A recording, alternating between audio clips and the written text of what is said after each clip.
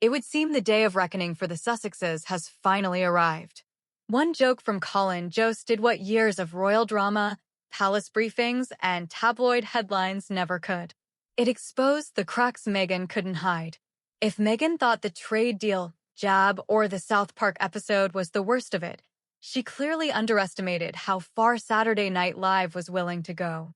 The moment Jost realized the audience wasn't walking out, he didn't pull back, he leaned in harder. He looked like a man who had been waiting years for this exact moment. His delivery shifted, becoming slower, sharper, and more deliberate. This wasn't the typical SNL silliness. This was the kind of controlled humor comedians use when they know they have crossed into dangerous territory and have absolutely no intention of turning back.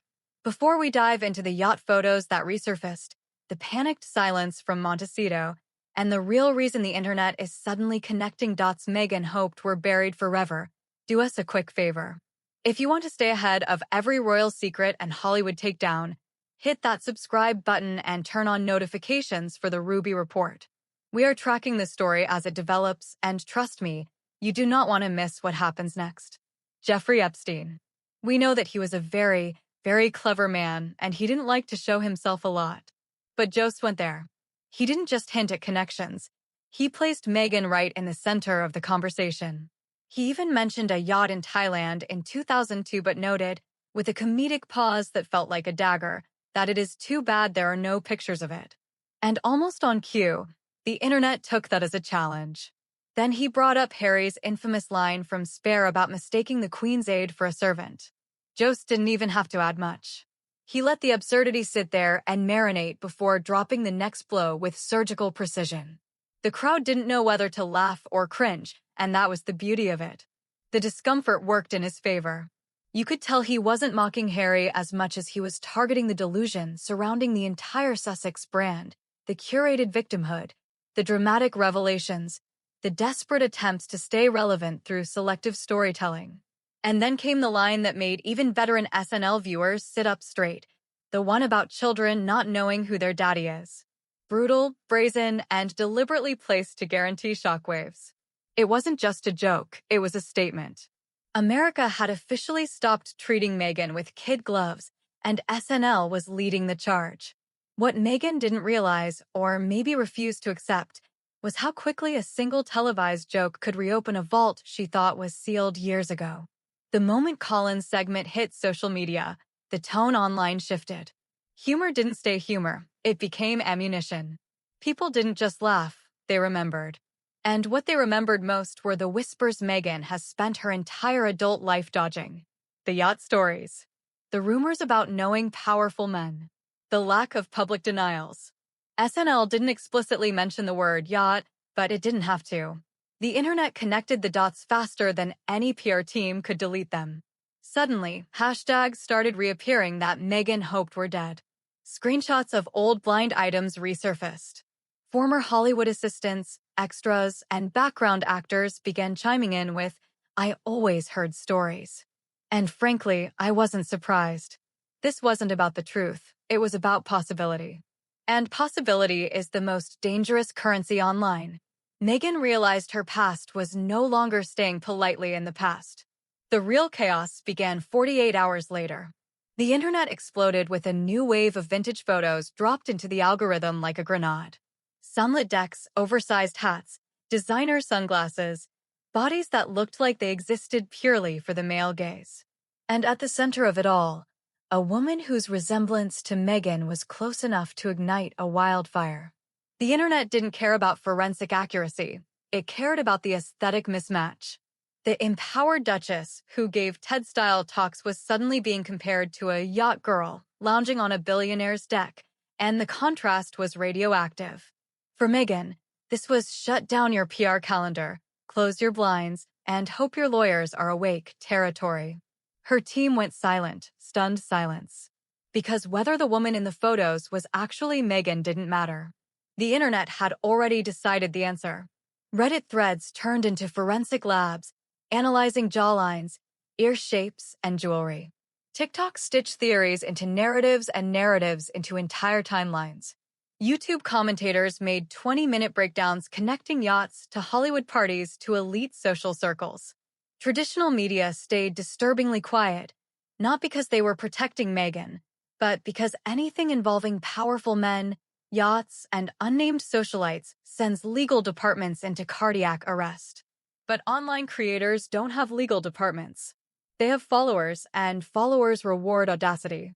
The silence from mainstream outlets did the opposite of slowing the chaos. It fueled it. People assumed the quiet was deliberate proof that something was being hidden. That Meghan wasn't just running from rumors, she was running from a narrative bigger than herself. By the end of the week, Meghan's carefully curated Duchess image had been replaced by a different algorithm, one that painted her as a woman with a past far more complicated than she'd ever acknowledged. And the scariest part for Meghan was realizing she could no longer control the story. The internet had taken over, and it wasn't letting go. The shift didn't happen in a single moment. It crept in slowly, like fog rolling over a coastline, then all at once. For years, Meghan managed to fuse Hollywood glam with royal gravitas, creating a persona polished enough to shine and flexible enough to market. But now, people weren't just arguing about the truth. They were scrutinizing her authenticity. Every glossy charity photo suddenly looked staged. Every podcast segment felt over-rehearsed. Every documentary confession seemed like a performance designed for sympathy, not sincerity. Commentators started using a term that sent shivers through PR departments. The illusion collapsed. It wasn't just cruel, it was accurate. When you sell authenticity as your brand, the moment people doubt your transparency, everything else falls apart. Fans who once defended her turned hesitant. Critics who were once dismissed as haters suddenly sounded reasonable. The internet became an open-source investigation into her persona. Meghan's entire rebrand, the humanitarian, the feminist, the Duchess, started looking less like evolution and more like strategy. And when the audience senses strategy, the magic breaks. Behind Montecito's massive gates, the atmosphere shifted from calm elegance to controlled chaos. Sources described a mood that felt less like a celebrity household and more like a crisis command center. Meghan, usually the driving force behind every project, reportedly withdrew almost overnight. No Zoom appearances, no voice memos, no carefully staged outings for the paparazzi. Her PR team spiraled, drafting statements they never released. Harry tried to keep the house functioning, but the strain was visible. Someone inside the mansion allegedly muttered the line that became the unofficial truth. They thought silence was strength. Now it looks like surrender. Montecito wasn't just quiet, it was tense. Every minute of inaction felt like losing another piece of the narrative. And Meghan knew it. By this point, the problem had grown beyond jokes, headlines, or resurfaced images. It had morphed into something far more dangerous, a question of identity. The internet wasn't debating what Meghan did. It was debating who she is. Reinvention was her currency, but reinvention only works if the audience believes the transformation. Now, the cognitive dissonance is too loud. The public wasn't asking what happened. They were deciding what happened. And that is the deepest kind of panic for a public figure. Not scandal, but irrelevance. When people decide your image for you, your intentions stop mattering. Interviews couldn't fix it. Documentaries couldn't reframe it. Authenticity had become the one currency she could no longer sell. Ever since she fixed her sights on Harry, she has been wrapped up in her own farce. Her public persona, once powerful and polished, now looked fragile, almost artificial. The more she tried to stay quiet, the more people filled the silence with their own assumptions. And there's no recovery plan for an identity collapse.